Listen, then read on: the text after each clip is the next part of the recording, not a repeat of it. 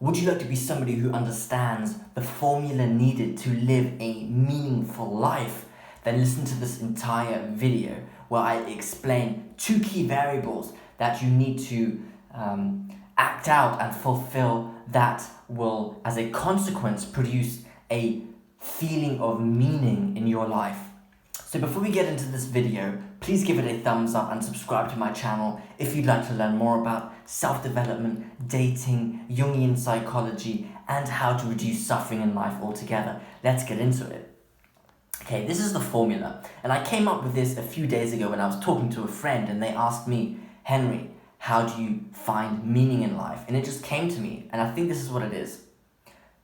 You find meaning in life by doing that which you are afraid of with other people. Boom, that's it. Do what you're afraid of. Face your fears with other people. Now let's break this down. What does this mean? Let's first take a look at the fear. The fear is that which makes you feel uncomfortable, that which you sort of instinctually don't want to do because you're afraid of it. And with other people is simply doing it in groups, like in a community, existing in a community, overcoming obstacles and challenges, the things that you're afraid of, with other people. Okay, well then the question is, why is this meaningful? Because we want to try and understand the function of the fear and doing it with other people. So what is this? What always first comes to my mind is to reduce everything in life, or most things, to an evolutionary theory.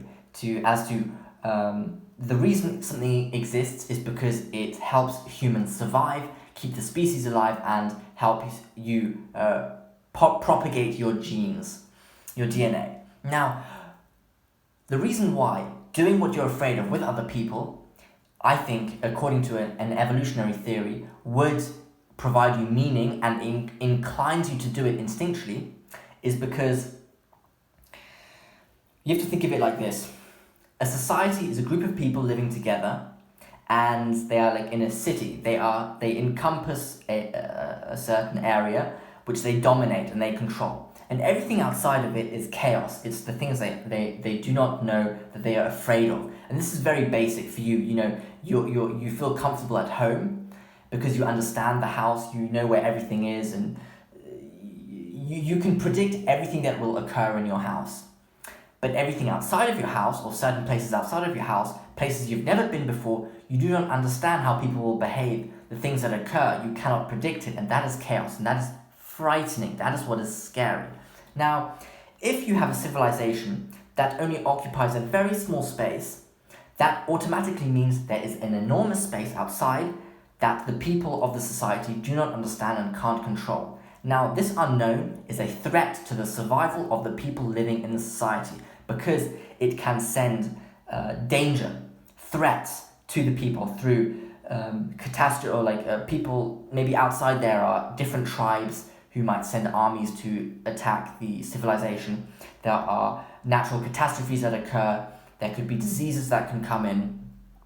And the way to increase the likelihood of survival is to expand the territory that this civilization occupies. And you do that by entering the unknown, mapping it out, and understanding it and being able to predict it. And because it increases your knowledge on the dynamics of life and how to behave in certain situations, and it enables you to behave successfully in certain situations.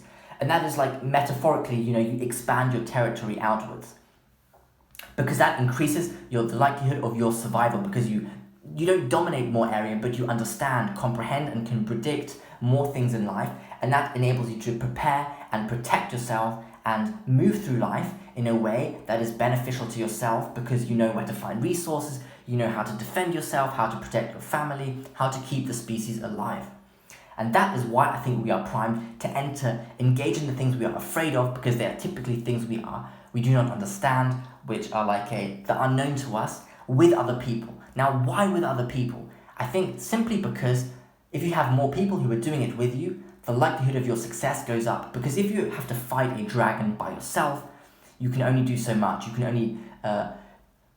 only attack, let's say, the dragon, with certain swings of your sword. But if you have 10 people fighting the dragon, You can surround the dragon. You can throw spears at it from all different sides. The likelihood of you slaying the dragon, the unknown, the chaos, that which you are afraid of, is higher. Hence, I think we are primed to find more meaning in life, and through doing things with other people. We're social animals, and our likelihood of survival goes up if we do things with other people, because you can benefit through them, through trading, trading in all aspects of all resources, essentially. Now, that is like the evolutionary theory of how entering the unknown is what will keep the species alive. And this is like the oldest story. Jordan Peterson, if for those who don't know, talks about this a lot. It's like one of the oldest stories of mankind is the story of St. George. It's a knight who goes out, who lives in a castle and goes out into the unknown, fights a dragon, and then is rewarded with a Virgin Mary, because the dragon is a threat to his castle. So he goes out, slays the dragon, then is rewarded. And it's that simple dynamic of going out into the unknown, fighting the dragon, the fear, that which you are afraid of, and then being rewarded for it somehow. And if you do that, you increase the likelihood of survival, and you get rewarded for doing it from the other people in your society. It's like some sort of dynamic there. But now I'm starting to suspect that there is more to this entering into the unknown with other people than just a survival benefit. There's more to it. It is not just the avoidance of suffering. People will say they seek happiness, but what they really mean is, I think, they just want to avoid suffering. They want a reduction in their suffering, because that's like a synonym for happiness. And that is also, in some sense, what will keep you alive. It's a survival thing, because suffering depreciates your body faster and makes you die quicker, in some sense. But it is more than just that. There is more to be gained in life than just avoiding suffering out of an instinct. I actually think you can feel, experience, and achieve things through entering the unknown with other people. You will find something and feel something and experience something that makes life worth living, and not in a trivial way life is okay, it isn't that bad, but in a way that makes you have a deep urge to live life, because it is profound and you experience jubilation. It's not just life is, I can handle it now, but it's actually I want to live life. I want to experience it, because there is so much to be gained, and the reward for living life, going out into the unknown with other people and fighting, is profound. That's it. It's profound. And I hadn't put my finger on it. I think religion, Christianity, I don't know of other religions too well, but Christianity explains this. It's a religious experience, and it is something that makes your life. It's not symmetrical, like here's suffering and here is surviving. It is here's suffering and here is the meaning to be found. The meaning significantly can outweigh the suffering that is faced by life. It's not balanced. It is actually a positive sum game. The benefit of life outweighs, the potential benefit of life outweighs the challenges and the suffering you have to face, the inherent suffering. But you need to be set on the right path for it. It doesn't come to people automatically. Yeah. And Carl Jung has a quote. He says something like, "As far as we can discern, the sole purpose of human existence is to kindle a light in the darkness of mere being." And I do agree to this, that life is like that, but this sort of puts it in a perspective that life is purely darkness, inherently darkness, which it is, and that you have a little fire, a little light in all the darkness. But I think there is a way to feed this light that throws the darkness in its shadow, something like that, and that the shadow is then secondary and the meaning, the light, is primary. And yes, and I've experienced this myself, that I was part of a student association for a year where we gave a lot of cool workshops, like crazy workshops, like going swimming in an ice cold lake in winter, to try out like Wim Hof's breathing method and getting out of your comfort zone and doing these cool sessions, talking about meaningful topics and with other people, with friends, And when I had to let go of this now, I realized how much it meant to me, and I was just like bursting in tears, and my life, like my soul was singing then. And the feeling I felt was the type of feeling that makes life worth living. It's the type of feeling that you unconsciously aim for in life.